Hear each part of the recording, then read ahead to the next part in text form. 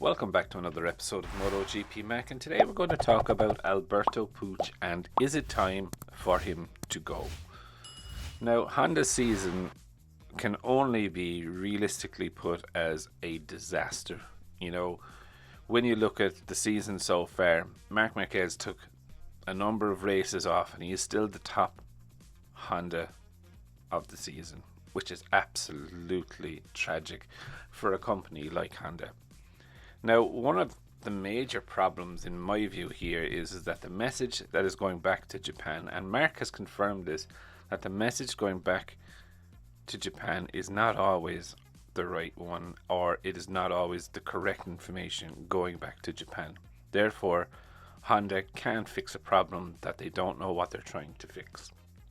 And Mark clearly said this, but also Paul Espargaro also said this very clearly and open to the press, that, you know, a company like Honda, if they know the problem, they do have the might to fix it once they know what exactly the problem is. But I do believe Puig is trying to not block the message, but he obviously convinced Honda Japan to go this route.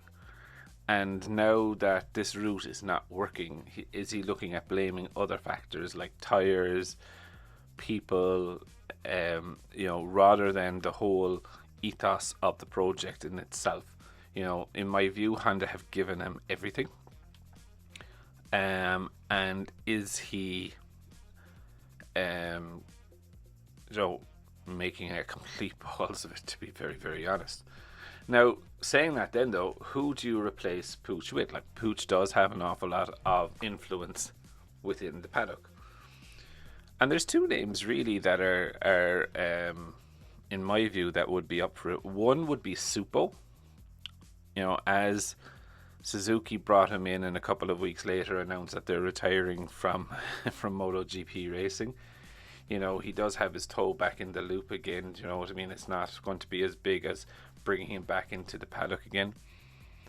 However, looking at what has happened to Suzuki, now I don't know whether this is directly related to Suppo or is this directly related to the pullout, but the performance of Suzuki and the Suzuki team is not really there this year. Even though that they are fully funded for the 2022 season and development, it hasn't stopped. So, you know, has me questioning. One of the most successful people to bridge the gap between Europe and Japan was Davide, and I don't know, I think, you know, he could possibly be have had enough in Alpine. Now, he was always going there to try and become more kind of like a technical director, kind of a similar role that he held in Suzuki. And I think he was working his way there, but that did seem to change this year when the Aston Martin Racing technical director, or team principal if you like,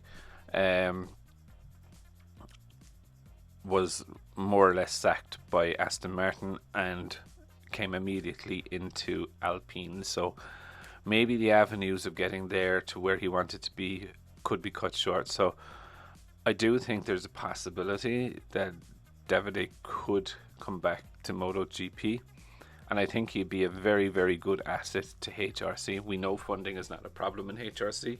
It's could they get him across the line?